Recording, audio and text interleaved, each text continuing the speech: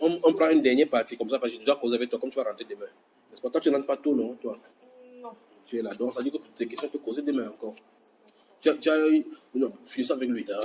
Tu as des questions pour les problèmes d'ordre biblique, tu les as.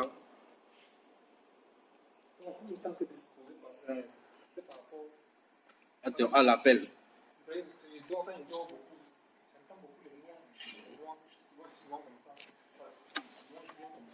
Et d'où vient la conclusion que tu t'appelles donc dans le louange? Quand tu t'appelles, ça veut dire quoi? Tu t'appelles dans le louange. Qu'est-ce que tu entends par là?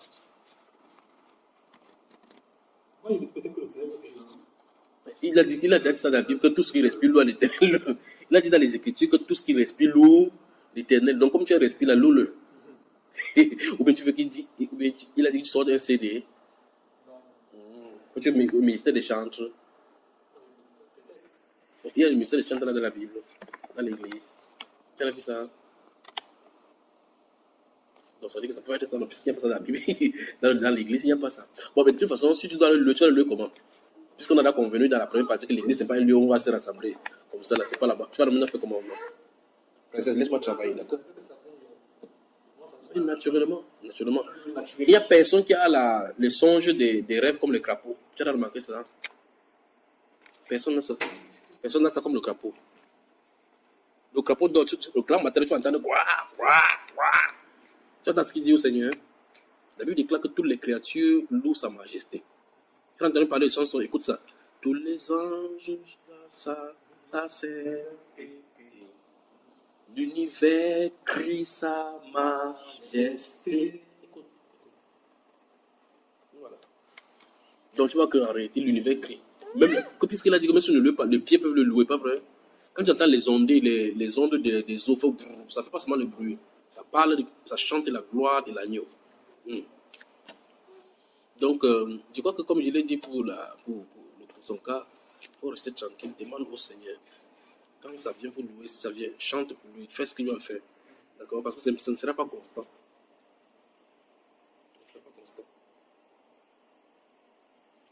Donc, s'il y a des questions, si les questions sont d'ordre personnel, parce qu'on va aborder ces questionnements-là maintenant.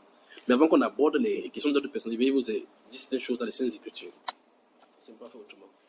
En les disant, je vais dire avec des assistants. Emmanuel, là, viens t'asseoir ici, sur la chaise ici. Je vais vous dire des choses concernant les Saintes Écritures et que je dis chaque fois. Parce que mon épouse est occupée, parce que quand elle raconte les histoires, je ne sais pas bien raconter, c'est elle qui donne les détails. La Bible déclare qu'il y avait un homme dans les Saintes Écritures, celui du livre des Luc, mais quand il va raconter, tu vas savoir. Cet homme-là se trouve principalement dans le livre des... Si vous prenez le livre de Marc au chapitre 10, ça se trouve là-bas, et ça se trouve dans le livre de Luc particulièrement. C'est un homme riche qui est devenu à Jésus. Maître, que faut-il faire pour avoir la vie éternelle? Vous connaissez ça, n'est-ce pas? Un homme riche qui est venu voir Jésus. Il demande que faut-il faire? Qu'est-ce qu'un être humain doit faire pour avoir la vie éternelle? S'il y a une question qu'un être humain doit poser sur la terre, c'est vraiment la question là. Comment il va faire pour m'en sortir? Parce que quand tu vas mourir, où est-ce que tu pars? Les gens qui vivent sur la terre comme si leur vie leur appartient, ils ne préparent pas leur départ. On doit vivre dans cette vie, c'est comme si Jésus venait maintenant. Et on doit vivre enfin comme si on pourrait mourir à tout moment. D'accord? Jésus l'a regardé comme ça, il dit, mince, quelle question merveilleuse. Parce que même les Juifs ne posent pas cette question-là. Même les pharisiens ne posent pas cette question, parce qu'eux vivent le jour. Ils ont foi à leur tradition. Jésus a dit, mais tu connais la loi, non? Tu ne connais pas les commandements. Il dit lesquels? Tu aimeras ton prochain comme toi-même, aime ton prochain comme toi-même, tu aimeras le Seigneur de tout ton cœur, tu ne commettras pas. Il dit, l'autre là, j'ai tout obéi ça. Mais tu remarques qu'il a dit qu'il a tout obéi. Et Jésus n'a pas dit menteur comme ça. Comment sa tête? Tu as obéi où? Jésus l'a regardé, la Bible déclare dans lui de nu. Jésus l'aimant. Tu vois cela? Donc, la Bible déclare donc, c'est cet homme-ci qui a créé le problème aux riches. C'est le monsieur-ci qui a créé le problème. Je crois que l'héritage devrait l'arrêter pour dire que c'est toi qui nous as créé le problème. Parce que c'est à cause de lui. Alors donc, la Bible déclare, parlant de cet événement-ci, il a demandé à Jésus que faut-il encore? Il fait tout ça dans ma jeunesse. Que me manque-t-il encore? Par sa parole, lui-même, il savait que malgré qu'il ait fait ça, il n'a pas la vie. Sinon, il ne poserait pas la question. Parce que s'il fallait observer les commandements pour avoir la vie, Jésus ne serait pas venu. Il essaierait que les gens observent ça, il a la vie. Parce que observer les commandements ne donne pas la vie éternelle. Comprends, mon cher? Ils sont arrivés à un point. Chaque fois qu'il prend une histoire, il de raconter, regardez, essayez de chercher le fil sur lequel je suis en train de parler. Le monsieur a posé la question à Jésus, qu'il faut-il encore faire? Jésus l'a regardé comme ça. Va. C'est lui qui a encore demandé ce qu'il faut faire. Jésus a dit, va, vends tout ce que tu possèdes. Donne-le en aumône aux pauvres. Quand tu te seras séparé, viens et suis-moi. Il a guetté jusque depuis les babouches comme ça, dit que le type, s'il est normal. La dernière fois, j'ai entendu qu'il a dit qu'il n'a pas de là où met la tête. Et Jésus a dit, suis-moi. Pourtant, celui-ci, il a dit à celui-ci que, suis-moi. Donc le gars comprend que j'ai mon palais. J'ai mes édifices là-bas. Et celui-ci me dit, il vend tout ça, il partage, il veut le suivre. Il avait dit toujours que les oiseaux ont les nids, il n'y a pas où mettre la tête. Donc ça veut dire qu'il va dormir sur là où il dort avec lui. Il dort sous le pont, il dort avec lui, monte sur la montagne, moi d'avenir. Il dit, tu as bien parlé, tu comprends, non? Tu es en bon voyage. Il s'est tourné de la fouille, il parlait. Pendant qu'il partait, juste qu'il le regardait comme ça, il a dit que ce serait difficile à un homme riche d'entrer dans le royaume, qu'à un chameau, de traverser pas le trou d'une aiguille. Lui, il marque, la Bible déclare que les disciples ont été surpris que, mais, c'est très grave, hein. Restons sur le questionnement de ces messieurs-ci. Qu'est-ce qui s'est passé? Il est venu demander la volonté de Dieu pour sa vie. Il est venu demander la volonté de Dieu pour sa vie. Il a eu la réponse à cette volonté. Il est passé outre. 3 choses. Il est venu demander la volonté de Dieu pour sa vie. Il a eu la réponse à cette volonté. Il est passé outre. Donc, là, on a un problème. À quoi bon de servir, de chercher la volonté de Dieu? Tu la connais. Tu connais cette volonté-là. On te donne la réponse que voici. Tu dis, ouais, pour aller à Douala, on passe par comment? On te dit que c'est pas si. Tu te sors ici, tu tombes là, tu vas comme ça.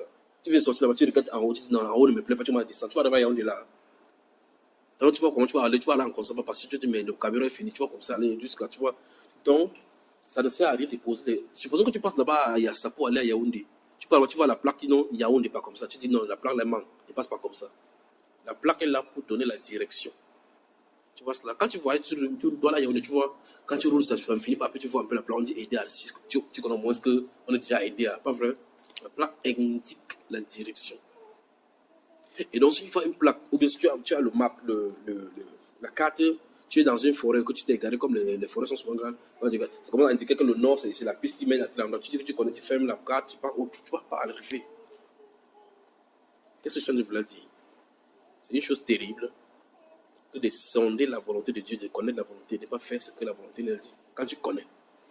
Dans le chapitre 12 de Luc, verset 45 à 47, la Bible déclare que celui qui, ayant connu la volonté de son maître, ne s'est pas préparé en conséquence, sera parti d'un plus grand nombre de coups. Mais celui qui ne l'ayant pas connu, a commis des fautes qui sont dignes de châtiment, sera quand même châtié. Donc que tu connais, que tu ne connais pas, il y a la punition.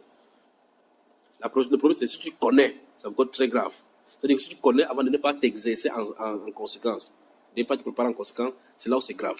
Maintenant, si tu ne connais pas, parce que en tout cas, de toute façon, si tu vois le feu, si tu dis qu'il n'y a pas de feu, tu mets le monde, ça sera quand même brûlé. Tu vois l'acide, tu vois quelque chose, tu dis, parce qu'il y a l'acide qui est transparent comme ceci. Tu prends, tu bois, tu dis, je ne sais pas que c'était l'acide qui était dedans. Comme tu ne sais pas que c'était l'acide, ça ne doit pas quand même brûler tes intestins. Ça va te brûler, n'est-ce pas? Ok. Donc, voilà les bases qu'il voulait mettre. Plusieurs personnes sont déjà venues me contacter pour connaître la volonté de Dieu. Ce qui fait que très souvent, je ne parle désormais en parabole. J'ai même dit à mon épouse que je ne parlerai plus. Princesse, s'il te plaît, va m'appeler maman, va dire que pas l'appel, qu'elle vienne. Merci beaucoup. Tu as bien dormi aujourd'hui? Merci. On sera deux. D'accord. Mais c'est concernant, comment mon cher? Va d'abord appeler maman, maman vient, et puis tu vas boire l'eau par la suite. C'est pour cela que je parle de ces choses. J'avais dit à mon épouse que je l'ai fait. J'avais dit à mon épouse que je n'ai pas cela. J'avais dit à mon épouse que je n'ai. Oui, on a coupé la lumière. Va appeler maman chérie. D'accord? J'avais dit à mon épouse que je ne parlerai plus comme ça. C'est pour ça que les gens demandent, quand les gens demandent que c'est d'une certaine façon, je les renvoie vers le Saint-Esprit de façon discrète, sans qu'ils le sachent. À d'autres personnes, je dis clairement d'aller vers le Seigneur. Tu sais pourquoi? À cause de cela. Si cette personne s'est venue vers le Seigneur Jésus, est-ce qu'il y a une personne sur la terre qui peut répondre à mieux à la question de vie éternelle que Jésus? Il est venu vers Jésus. Mais que fais-tu faire pour avoir la vie éternelle? Mais à d'autres personnes, jusqu'à dire, je suis la vie éternelle. Donc, il pose la question à la vie éternelle, que comment faire pour t'avoir? Jésus dit, tu ne peux pas m'avoir avec le cœur attaché à quelque chose de terrestre. C'est ce qu'il voulait lui dire. Fondamentalement, il ne voulait pas se séparer de son bien. Puisque la Bible déclare qu'il y a les riches à qui Dieu donne. Dieu ne voulait pas le séparer. Dieu voulait montrer que son cœur est attaché au matériel. Attaché. Il aimait tellement la terre que pour la vie éternelle, il a dit que non, la vie éternelle, c'est dans le futur. Pardon, qu'il avait ça. Jésus voulait lui enseigner cela. Parce qu'en fait, la vie éternelle n'est pas dans un lieu. La vie éternelle, c'est Jésus. Il est le chemin, la vérité et la vie. Et donc, quand le Seigneur Jésus-Christ lui dit, va vendre tout ce que tu possèdes, il voulait toucher du doigt, montrer, pointer du doigt ce qui était sa cause, son problème. Donc, si ces choses sont détachées de cette personne, il faudra saisir qui est Jésus. Il était demandé d'aller appeler maman, tu tiens maman, qu'elle vient. D'accord? Donc, c'est une chose grave de venir demander la volonté du Seigneur et de ne pas faire. Donc, quand vous voulez savoir la volonté du Seigneur, mesurez bien. Parce que c'est pour eux que les choses qu'on doit dire sont totalement contraires à ce que vous devez faire. Vous voyez cela? Je vais prendre un exemple simple dans les Saintes Écritures pour vous voyez encore une fois de plus. Si vous lisez le livre de 1 Samuel, 2 Samuel chapitre 5, à un moment donné, quand David est comme ça, là, il va appeler Nathan. Il dit que depuis je suis dans la maison, l'âge de Dieu n'est pas quelque part. Depuis que Dieu est sorti de l'Égypte, il est sous la tente. Voici, j'ai un projet dans mon cœur. Je vais construire un endroit, un tabernacle pour mettre l'âge de l'alliance. Le prophète l'a regardé, il a dit en tout cas, tu es l'homme selon le cœur de Dieu. Ce que tu as fait faire Dieu avec toi. La nuit, Dieu a dit à Nathan que va dire à mon serviteur David, c'est pas à toi qu'à lui bâtir la maison. Tu as vu cela? C'est un fils qui est dehors parce que tu as versé du sang. Tu imagines que si David faisait ces choses sans la volonté de Dieu, ce que ça pouvait causer? Tu vois, s'il construisait cette maison-ci avec du sang, ça voudrait dire justement que le Messie qui vient a le péché sur lui. Ça, je comprends. Parce que la personne qui bâtit une maison stable, c'est Dieu qui doit le faire. Et ça doit être sans tâche. C'est pour ça que la personne qui doit porter le péché ne doit pas avoir de tâche. David est le type de Jésus à d'autres égards, en tant que roi, en tant que prophète. Merci chérie. David est le type de Jésus à bien des égards, en tant que prophète, en tant que roi. Mais à bien des égards, il ne le représente pas. C'est Salomon qui est le prince de paix. C'est pour ça que Salomon veut dire paix. Celui qui est le prince de paix. Comme tout à l'heure, tu as lu dans l'autre partie, il a dit, je vous laisse ma paix. C'est le roi qui règne avec la paix. Salomon n'a pas fait de guerre. Dieu lui a donné l'accroissement du temps durant son règne. C'est pour ça que pendant le règne de Jésus, il n'y aura point de guerre. Tu vois? Il dit, c'est un fils qui sortira de toi qui me fera cela. Tu vois? Donc, ici, il y avait l'expression, quelqu'un qui veut faire quelque chose. Mais il a observé, je fais le prophète a parlé, l'homme, Nathan a parlé, mais quand le prophète est venu parler, ça, remarque bien que ce qu'il a dit a changé radicalement sa volonté. Bon, maintenant, supposons que David, avec son équipement, avec le cœur qu'il avait débattu une œuvre à Dieu, avait fait comme ça. Nathan lui dit, ainsi dit le Seigneur, c'est pas toi qui dois bâtir la maison. Il dit, mais si, mais prends-moi pour qui? J'ai tout pour bâtir la maison. Pourquoi il ne bâtit pas la maison à Dieu? Tu peux le bâtir. Pourquoi c'est mon fils? Donc, il a eu le désir, malgré qu'il a eu le désir de bâtir cette maison à Dieu. Quand la volonté parfaite de Dieu est sortie, ce n'est pas lui qui a bâti, il a enlevé ses mains. Vous l'avez compris? Il a enlevé ses mains. Il a aidé son fils à préparer des choses, des ustensiles pour cette maison-là qui sera bâtie plus tard. Alors, je te disant ceci, quand vous cherchez chaque fois la volonté du Seigneur, que ce soit au travers d'un serviteur de Dieu ou bien avec Dieu directement, faites attention avec cette volonté-là. Quand tu veux me poser la question, reste tranquille. Jésus, dans Matthieu 23, était en train de maudire lui tranquillement les pharisiens, avec les docteurs de la loi, avec les sadducéens, comment ça s'appelle encore, les scribes. Il y a un docteur de la loi qui restait tranquille, il dit, maître, quand tu entends parler comme ça, tu t'attends aussi à nous. Il dit aussi maintenant, et vous, docteur de la loi. Donc si le gars ne parlait pas, il ne pas sortir leur série de malédictions. Il est vraiment resté, il a créé des problèmes tranquillement. Il parlait lui aux pharisiens et aux scribes. Quand il a fini, quelqu'un restait dans la foule, il dit, maître, quand tu entends parler aux pharisiens, c'est que indirectement c'est à nous. Il ne connaissait pas qu'il y avait des docteurs là-bas. Donc quand le gars a dit comme ça n'a pas venu. Donc quand vous allez chez Dieu, vous allez poser la question, Seigneur, cherchez les problèmes. On comprend. Quand il est venu commencer le ministère, on m'a appelé prêcher, princesse, doucement là, doucement. On m'a appelé prêcher, que pareil comme ça prêcher. J'avais plus le micro, j'ai fait la femme du pasteur a tourné comme ça, elle a vomi. L'un des messieurs qui était là-bas a vu cela, elle allait parler dans leur grande assemblée, qu'on a vu un gars là-bas qui a l'onction, que si on l'attrape comme ça, il va faire des trucs. Ils sont venus me flatter, ils ont dit que ok, on a donné cette proposition-ci. Si tu acceptes, donne seulement OK. On va t'envoyer aux États-Unis, on va te former. Là-bas, tu seras là. Ils ont dit, comme j'ai l'ancien, il faut me former comme un cadre, me forme. Et puis, c'est ce qui s'est passé. Il dit, OK, il va aller demander au Seigneur. Tu veux savoir ce que Dieu m'avait dit? Si vous allez le diagnostic, si vous allez dire, ce Seigneur, je me suis baissé, j'ai mis mon genou par terre à côté de lui, de mon lit. Il dit, Seigneur, écoute bien, il dit, Seigneur, il a dit la ferme. Tu as su ma prière? Moi, j'ai dit Seigneur, lui, il a dit la ferme. Je l'ai fermé. Tu as entendu ce qu'il dit là? Donc les gens m'ont dit, oh, on va t'envoyer aux États-Unis, on va faire ceci, on va faire ceci. Il dit, OK, je vais demander au Seigneur qui m'a appelé à cette œuvre-ci. S'il veut que je vienne vers vous, vous m'envoyez fermé aux États-Unis.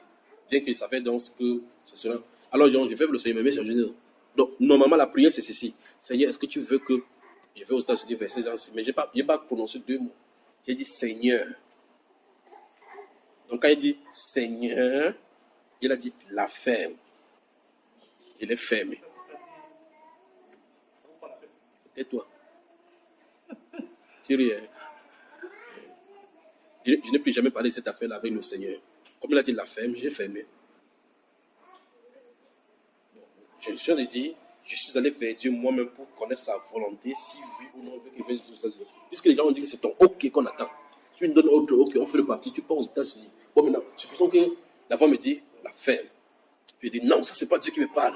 J'ai chassé fort au nom de Jésus. Ça veut dire que je suis en attendant la voix qui va dire vas-y, pas vrai? C'est ça, non? Je m'entêterai parce que je lui ai demandé est-ce que je dois aller. S'il dit non, la ferme, il dit OK. États-Unis, oh, les États-Unis, je serai un grand pasteur, je serai, et je partirai. Là, je marcherai dans d'autres volontés, il ne sera pas là. J'ai toujours voulu la volonté de Dieu. Ce n'est pas sa volonté, c'est comme ça. Donc, je recommence. Si vous voulez, dans votre vie spirituelle, être à l'aise, vous voulez consulter Dieu, avant de consulter Dieu, pensez à ceci. Seigneur, est-ce ta volonté qu'il fait à tel endroit? Est-ce ta volonté? Sache que ça peut ne pas être ça. Parce que c'est une possibilité, parce que c'est pour ça que tu viens me poser la question. Quand tu poses une question sur Alpha, tu dis Seigneur, est-ce que ta volonté c'est que je fais comme ça, il fait comme ça, il fait comme ça? Il dit non. Il ne faut pas te fâcher. Parce que tu dis que, s'il te plaît, est-ce que tu peux m'aider à porter l'eau? Je dis non. Tu n'as pas le droit de te fâcher parce que tu m'as demandé une aide. Je ne sais pas si tu comprends. Je suis. Souvent, quand il titille ma femme, c'est pour ça qu'elle dit souvent. Souvent, quand elle me demande que parce qu'il veut le faire comprendre ces différents aspects des choses. Il dit chérie, est-ce que tu peux m'arrêter l'enfant? Il dit non. Il dit ah bon, non. Il dit mais tu m'as demandé est-ce que je peux arrêter l'enfant, porter l'enfant? Je vais comprendre les questions et les réponses et les conséquences. Est-ce que tu peux m'aider à porter l'enfant? C'est une interrogation directe. Soit c'est oui, soit c'est non. Donc aucune des réponses ne doit fâcher. Mais c'est moi qui dois donner mon OK. Non. Et il fait comme ça petit, tu vois. Non. Il dit ah bon, il porte l'enfant, moi-même me fait des mal. Donc vous voyez effectivement, c'est un exemple que je suis en train de prendre. Vous voyez effectivement que si elle dit non, si elle est fâchée, il y a un problème. Ça veut dire que normalement, si je veux, si on se parle dans le contexte, si on est raconté avec ma femme, si on la prend ici, et que pour que la réponse ne fâche pas, il devait dire s'il te plaît, que prends-moi l'enfant ici. Prends-moi l'enfant ici. Donc là, il se prend une aide. Elle me demande de prendre l'enfant. Donc si tu veux poser une question au Seigneur, et que tu veux seulement faire que ça soit ton idée qui veut, dis que Seigneur, je suis venu t'informer que je m'en vais à Yaoundé. Donc garde-moi comme je ne vais pas partir. Hein, mon cher? Donc dans ces cas, tu dis, parce que supposons il y a des gens qui, à un moment donné de leur vie, commencent à sentir que, ouais, je ne sais pas s'il faut qu'ils aillent localiser dans une zone bien précise. Ou bien encore, des personnes qui ont des problèmes dans leurs emplois et ils sont dubitatifs par rapport à tel ou tel emploi. Maintenant, tu dis, Seigneur, est-ce que je dois aller à... Nous sommes dans la Douala maintenant. Il y a plusieurs villes au Cameroun où tu peux aller te localiser. Et puis même hors de la ville. Tu dis, Seigneur, je te donne les 3 villes-ci. La ville que tu vas choisir, bon, il y a combien de villes au Cameroun? Quelle est la probabilité parmi les 3 villes que tu as désignées toi-même là, qui a son choix dedans? Ça, tu comprends le problème. Alors, donc, quand vous voulez la volonté, ce n'est pas propre seulement pour vous. Quand vous voulez savoir, prier Dieu, et là, ce n'est même pas la prière, ça allait attaquer Dieu. Si tu ne veux pas que Dieu passe dans tes affaires, dis Seigneur, je suis ton enfant, laisse mes affaires tranquilles. Tu es Seigneur de tous, sauf mes affaires. Je fais mes affaires à ma tête. Tu dis comme ça. Il dit, ok, il a devant. Si ça grave devant, il ne dit pas, Dieu, tu es où? Il va te dire qu'il ne t'avait pas envoyé là-bas. Alors, il faut qu'on le considère comme le souverain. Si on le considère comme tel, il a droit de vie et de mort sur nous. Il règle nos souffles comme il veut. Il peut nous faire ce qu'il veut, comme il veut. Et personne ne dira pourquoi fais-tu ainsi. Et donc, si le Seigneur dit donc que non, par rapport à ce que nous prions pour lui demander sa volonté, ça ne devrait pas nous irriter. Si ça nous irrite, ça suppose que nous venions en réalité imposer notre volonté à Dieu. Tu suis ça? On devrait être content de ce que Dieu donne la volonté. Donne une direction par rapport à sa volonté. Je dis ceci parce que j'en ai vu des tonnes et des tonnes de servants de mon épouse, des gens qui viennent pour demander la volonté, ils entendent cette volonté. Quand ils sortent là-bas pour aller dehors, c'est mon nom qui est dehors. On appelle tchap comme ça, l'autre appelle tchap, l'autre tchap, il dit da, pas ici. Et donc, il pose la question, qui est-ce qu'on est venu consulter? C'est moi, mon frère Junior, ou bien ceux du Seigneur? Si c'est moi, vous demandez mon avis, il ne donne pas mon avis sur quelque chose qui concerne les choses spirituelles. Mon avis, il ne donne pas mon avis sur ce qui concerne les choses spirituelles. Si je donne un conseil, ce conseil doit venir du Saint-Esprit. Même s'il ne semble pas l'appeler. Vous comprenez, n'est-ce pas? Même s'il ne semble pas l'appeler. Même s'il ne dit pas que le Saint-Esprit dit que, si je donne mon avis concernant les choses spirituelles, ça doit venir de lui. Donc si je dis que, à ton avis, tu penses quoi ici? Je ne pense rien. Parce que ma pensée n'a rien, et ma pensée ne peut pas manipuler une décision. Donc si je me donne mon avis qui concerne une direction de vie, il faut que ça vienne du Saint-Esprit. Tu me suis là, frère? Et donc, c'est vraiment dire que si quelqu'un vient dire, pardon, je veux que le Seigneur vienne, la question c'est, comme pour le monsieur-ci, qui a poussé le monsieur de la maison d'aller demander à Jésus comment on fait pour avoir la vie éternelle? Il ne peut pas passer ça, aller manger ce truc tranquillement. Le voici venir créer des problèmes, non seulement pour sa vie, mais pour les riches maintenant désormais. S'il était resté tranquille, passer sa route tranquillement ce jour-là, on ne devait pas mettre les lois sur les juifs, vous appelez, les riches, non. C'est lui qui a causé le problème. C'est le premier riche. Je crois que tous les riches doivent arrêter. Ce qu'il faut en faire, il faut attraper le type-ci, le chicoter, parce que c'est lui qui a créé le problème sur la terre. Que Dieu vous bénisse. Vous avez compris? Donc s'il vient, Seigneur, est-ce que je dois voyager demain? Il va te dire, je ne voyage pas, et puis tu dis, non. Comment je ne voyage pas? Tes enfants sont là pour protéger, non? Oh, vous faites que quelqu'un voyage. Dans ce cas, il faudrait plutôt dire, Seigneur, je t'informe qu'il voyage demain, envoie Michael devant. Si toi, tu penses que tu peux lui donner les ordres. Et si tu penses que tu peux lui donner les ordres, non pas ma volonté, Seigneur, mais la tienne. Amen. Que Dieu bénisse.